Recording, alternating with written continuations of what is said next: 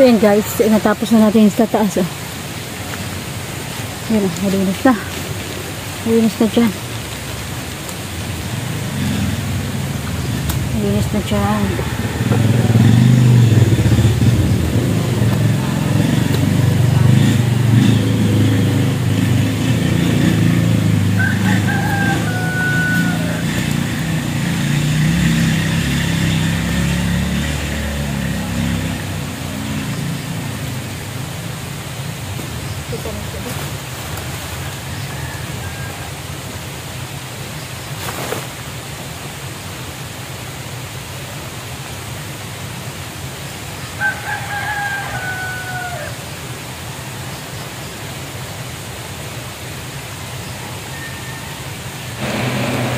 Ayan na po, at natapos na po natin halos yung portion na ito.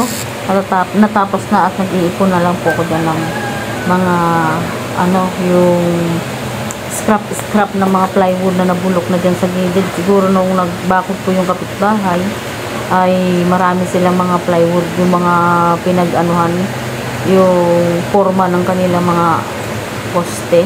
So, ayan, nabulok din sa paggilid namin, kaya iipon ko. Ngayon ay magtatanim tayo ng mulberry. Ayan, pinutol ko po yung mulberry na yan na nasa bungad na yan. Nakikita nyo po yung nakatayo na yan. Ayan, malaki po kasi siya, kaya pinutol ko yung mga sanga niya na mahahaba. Ayan, itutusok ko po dyan. Sana ay tumubo. At parang bakod na po siya sa pader na yan. Ayan. Suntok lang po sa buwan yung pagbabakod ko dyan ng mulberry, kasi hindi ko alam kung tutubo siya o hindi. Pero usually po ang mulberry ay kahit itutusok mo lang siya ay buhay. Pero ang ginagawa po kasi namin dyan na rich pan ko ay pinuputol siya ng mga isang roller, tapos patutubuin muna siya. Pagka nakita na yung tumutubo at may mga ugat na, saka pa lang po itinatanim. Yan po kasi ay parang tinry ko lang, kasi sayang naman ko itatapong ko siya nang hindi ko man lang sinusubukan na itanim. So kasama ko po pa rin po dyan ng aking mother. Ayan o. Busy siya, at napakalaking tulong po ng aking mother, kasi natapos po namin yung portion na yan, na malinis na siya. Ayan po yung dating parking area namin, yung side na yan. Pinatambakan ko po yan ng ng panambak, ng mga 6 na truck po yan siguro yun na itambak ko dyan, kaya para siyang bundok. Dati po kasi ay yan, yung mababa lang yung portion niyan. Kaya nung pinatambakan ko, hindi nga po siya naikalat nung nagbabantay dyan dati, kaya nagmukha siyang bundok. Kaya okay lang, kasi mas gusto ko namin yung mas mataas yung aming lote sa kalsada, dahil lahat ng tubig dyan pag umuulan sa amin bumababa galing sa taas. Kaya pinatambakan po namin yan dyan. Yan po yung dating gate namin, yan nakatumbok na yan sa gitna. Medyo sira na siya ngayon kasi matagal na nga, at kawayan lang po yung gate at bakod namin dyan. So ayan, samahan niyo po ko hanggang sa matapos po natin yung paglilinis. Talagang napakasipag ng aking mother girl. Nasa sa 78 years old na po yung mother ko, pero praise God, makikita nyo siyang mas maliksi pa rin kumilos. Ayan, kung hindi ako sinamahan ni mother dyan, hanggang ngayon siguro hindi ko pa rin tapos yan, portion na yan. So nag-iipon pa rin po ako ng mga dyan, mga scrap po ng mga plywood na nabulok dyan sa dulo, kasi nagmukha na siyang tambakan ng basura. Ang pangit pong tingnan, lalo na pag maraming nabubulok din po na dahon ng mangga, kasi matagal nga't walang nagwawalis dyan, kaya maraming nalaglag na bulok na mga dahon ng mangga. Kaya sinisimot ko po talaga at tinutumpo ko dyan, at hahakutin ko po yan maya pagka tapos namin dyan maglinis. Ayan, patuloy niyo po akong suportahan at ang aking kapartner Rich Falcon TV. Siyempre po, supportahan po natin kay Bal Santos Matubang at Edna Vlogs and Kalinga Prab. And sa Love and Care po, ayan, shoutout po Ma'am JD, Ma'am Marites Omblas, Sir Jeremiah, Sis Catherine, Sis Norval Bastro, Ma'am Lolibet Florain Domi, Sis May 6, ayan. And kay Sir Wingan ng USA, ayan. And shoutout din po sa Trim Trulala kay Ma'am Lena Barbose, Tim Tano, di Ma'am Armagalo, And sa lahat-lahat po sa ating mga titas, ayan, team banners, ayan, team support, team rescue, lahat-lahat po ng mga team Rochelle, ayan, sa lahat ng mga team na walang sawang sumusuporta. Ayan, patuloy nyo po suportahan din ang aming mga video na Rich Falcon.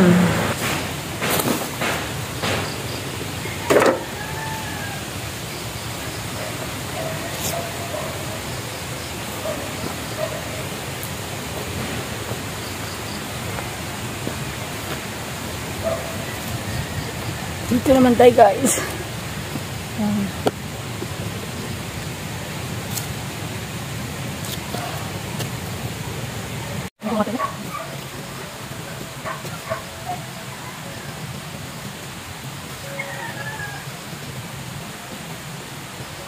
Ihagis mo siya. Ayan, matalim.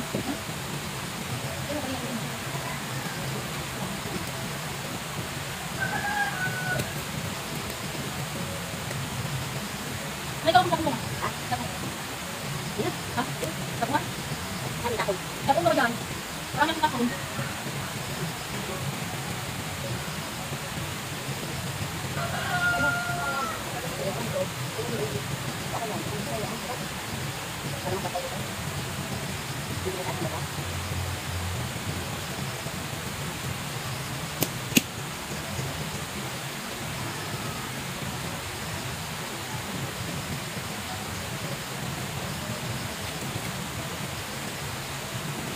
Mga bata na lang dito.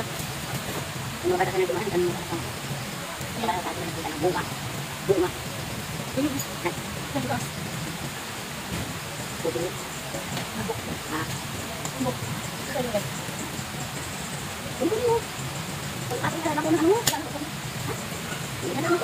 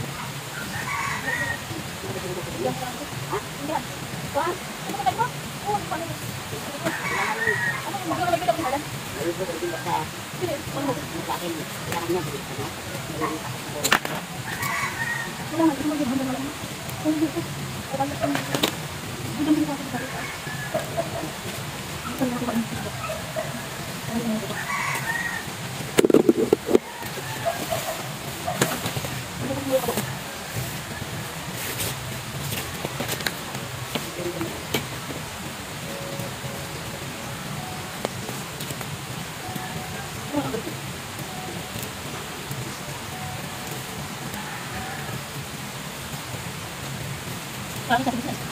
Kami dapat sa business gamit. Ito ba?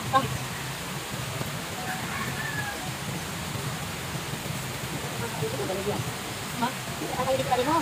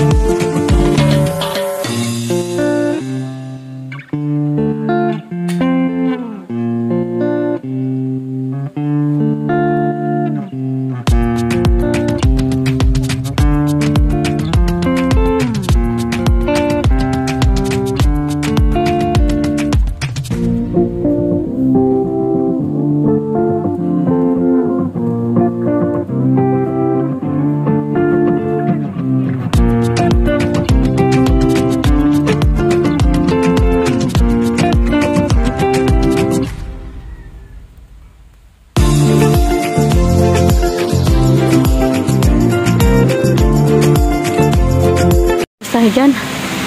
Ayan, malinis na. Ayan, dito. Linisan na natin ito dito.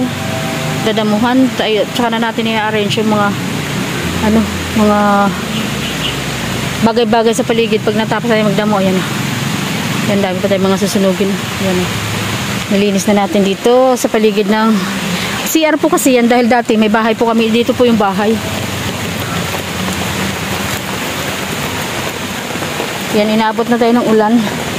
Yan, CR yan kasi nandyan po yung bahay dati. Dito sa tabi niya. Yan, sa may tinatayuan na yan ng alateres, nandyan yung kubo. Kaya nandyan yung CR. Pero tatanggalin po namin yan. Yan. Yes. Lawak-lawak ng aming nagawa. Yan, yung punong-puno ng damo. Wala na. Ito na lang dito sa baba. So at least nakalahati na natin. Hindi pa pala nakalahati. Ito mga tama, nakakalahati na kami hanggang doon sa taas. Ayan, mga susunugin ko na lang yan pagkat uminit. Pero ngayon wala pag-asa. Dahil umulan na naman. Buti pinagbigyan kami ganun, natapos natin yan dyan. Gubat-gubat yan. And thank you.